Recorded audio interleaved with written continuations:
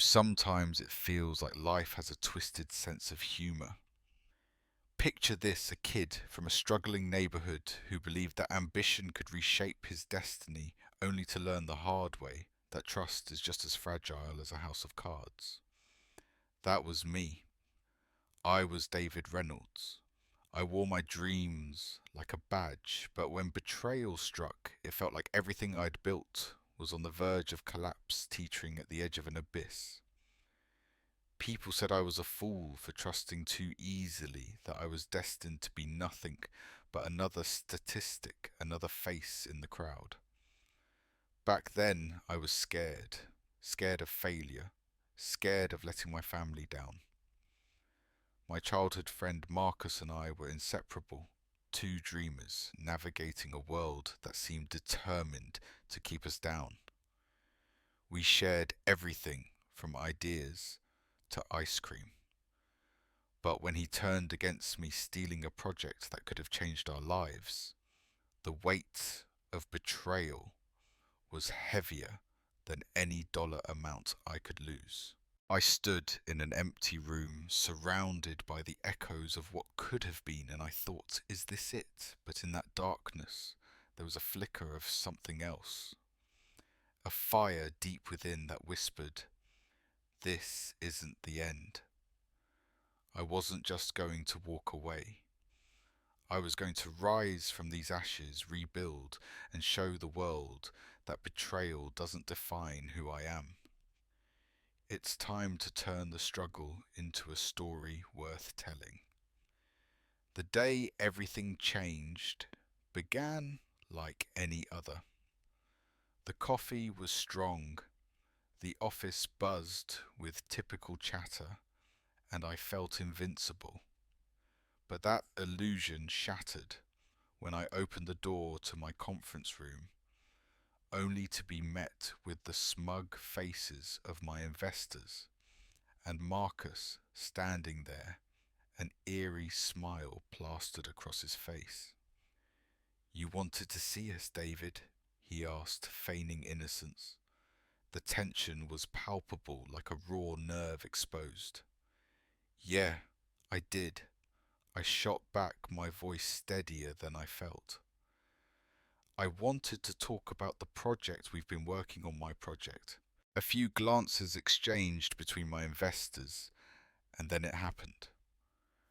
Marcus leaned forward, arrogance oozing from him. You know I had an idea, and I think it's a winner. I'm just trying to help us all succeed.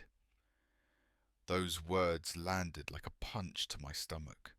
Not only had he stolen my idea, but he was trying to play the hero. Marcus, we were friends. You didn't just take my idea. You took a piece of my life. I could feel the heat rise to my face, a mix of anger and disbelief flooding my system. How could he do this? How could he stand there looking all so innocent, knowing he had just crushed me? It's business, David. You should know that by now, he snapped, and I knew right then I was about to lose everything. That night, I lay in bed, staring at the ceiling, replaying the betrayal over and over. Mum would have never let this happen. I whispered the weight of her wisdom echoing in my mind. She believed in me. Was this how I'd repay her? Was this the legacy I'd built? The next morning, my heart was heavy, but something had changed. Betrayal doesn't have to define me, I told myself. I decide what happens next. But deep down, the fear gnawed at me. Working with the man who destroyed my trust felt like forging chains around my wrists. Yet I could not let Marcus or anyone see me falter. I refused to be underestimated. David, are you sure about this partnership? My closest advisors asked in hushed tones, concern etched on their faces. I could hear the doubt in their voices, a reminder of a fragile foundation. But I owed it to myself and to Mom to prove them wrong. No more doubts, I replied, steeling myself. I'm going to make this work my way. The path was uncertain, but I was ready to rise above the ashes. There's a saying that when it rains, it pours, and boy did it unleash a monsoon on my life. Let's be clear. Rebuilding from zero is not for the faint-hearted. Trying to restore my reputation and my sanity felt like juggling flaming knives while walking on a tightrope over a pit of snapping crocodiles. I attempted to give Marcus another chance, convincing myself that maybe nostalgia was thicker than blood. Spoiler alert, it wasn't.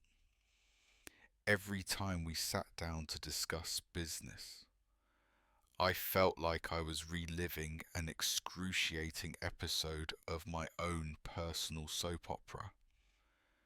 I would look at him and think, how did we go from childhood best friends to this awkward corporate cringe fest when the investors started whispering their doubts and the press turned their spotlight on our developing relationship?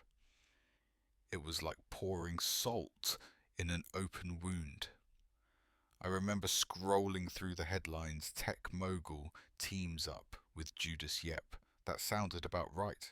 Meanwhile, I'm here just trying to bootstrap my way back to respectability, and all I'm seeing is public doubt staring me in the face like an angry mob with pitchforks. I thought I'd hit rock bottom until I realized surprise. There was a basement, and let's not forget the late nights. Those were the worst. I was running on caffeine and anxiety clocking in at some ungodly hour, feeling like a zombie in an existential crisis. But every missed contract and brush off felt like a badge of invisibility, and I was determined not to let my past define me or, let's be honest, ruin my future. My mantra became, if they're doubting you, then make them doubt their doubts. But oh, what a balance that was. Each setback clawed at my determination. Yet, through that frustration, there was this tiny flicker of hope, like a stubborn weed growing in the middle of a sidewalk, pushing its way through concrete. Yeah, it was painful, but it was also inspiring. No matter how hard it got, I just couldn't shake that little voice inside, reminding me that a comeback was not only possible, it was necessary. The air hung heavy in the room. David stood at the edge of a chasm, staring down into darkness. Heartbroken, lost. His mother's laughter, the light that guided him, extinguished in an instant. The funeral had been a blur. Friends, condolences, empty words. But within him, a tempest. Why did you leave me? He whispered into the void. He felt the loneliness suffocate him. Then through the haze, a flicker. Marcus, standing there raw with grief, a mirror of David's pain. David, I'm sorry. Marcus' stammered voice trembling. A haunting echo of a friendship now fractured. But beyond the weight of betrayal, a sliver of vulnerability shone through. In that moment, something shifted. David's eyes met Marcus's. Instead of resentment, he saw a reflection of his own struggle, two weary souls grappling with their choices. Can we? David hesitated, clutching the memories of laughter, trust, and brotherhood.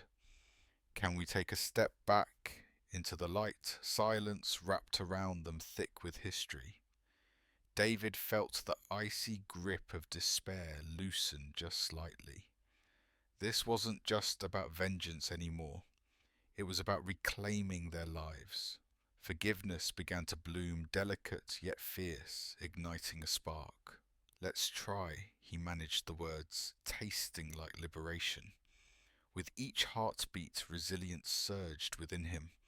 There's no strength without vulnerability. David felt it, a warmth filling the cold void. Together, he said, we can face this. A quiet determination. No more living in shadows. From ashes, the fight would rise. No longer broken. Unstoppable. As the boardroom doors swung open, David felt the weight of 1,000 expectations bearing down on his shoulders. He stood before his investors, the tension palpable as he shared his vision for the new venture alongside Marcus. This was the moment he had fought for a chance to carve a path forward from the rubble of a betrayal. With every syllable he wove a tapestry of hope, forgiveness, and second chances, propelling their collaborative vision towards a future neither could have imagined alone. Suddenly, the room erupted in applause as the investors sealed the deal. Cameras flashed, capturing the triumphant scene, and an electric thrill coursed through David as he exchanged a firm handshake with Marcus. Two men once divided by betrayal, now united in purpose. In that instant, triumphant headlines began to flash across the screen. Former rivals team up a new era in tech innovation. A quiet murk crossed David's lips, not from arrogance, but from a deep sense of satisfaction. He wasn't just winning, he was reclaiming the shattered pieces of his trust and redefining his own narrative. Outside, a soft rain began to fall, cleansing the air, while David watched from the window, tracing the droplets with his eyes. Each drop mirrored his journey, painful yet essential for growth. But beneath the veneer of success, scars still lingered, reminders of what he had endured. As he took a deep breath, ready to step back into the world, he understood that victory doesn't erase the past. It simply makes every battle worth fighting. Each wound had shaped him, made him resilient, and in that there was a tender strength that would guide him forward. It was a story still unfolding, one that would echo through the challenges ahead, forever transformed but never forgotten. As I reflect on David's journey, I can't help but ponder the true cost of power and success. He began with fire in his belly, driven by ambition and the desire to conquer the business world. But somewhere along the way, he learned a painful truth. Power is often a double-edged sword. It can elevate you to dizzying heights, but it can just as easily isolate you, leaving you surrounded by a landscape of distrust. Through betrayal, loss, and the raw reality of confronting one's own vulnerabilities, David found that rebuilding trust is far more challenging than seeking revenge. He discovered that healing is often found in the most unexpected places, like the heart of a childhood friend who faltered. They learned to forge a bond out of brokenness, showing that forgiveness can be more liberating than seeking retribution. It raises a provocative question. Is revenge ever truly justified? Or is it the act of forgiveness that carries the greater weight? These are not easy answers, and they often ignite divide among us. Some champion the idea that revenge is a form of justice, while others believe it ultimately chains us to the past. As David stood before his office ready to embrace a new future, he realized that true success wasn't just in amassing wealth, but in the relationships he nurtured along the way. So I challenge you, what do you think is holding on to anger and seeking revenge the pathway to justice? Or should we strive to forgive and rise above? Share your thoughts or similar experiences in the comments. Your voice matters in this conversation. Perhaps, like David, we can all find a way to rise from our own ashes.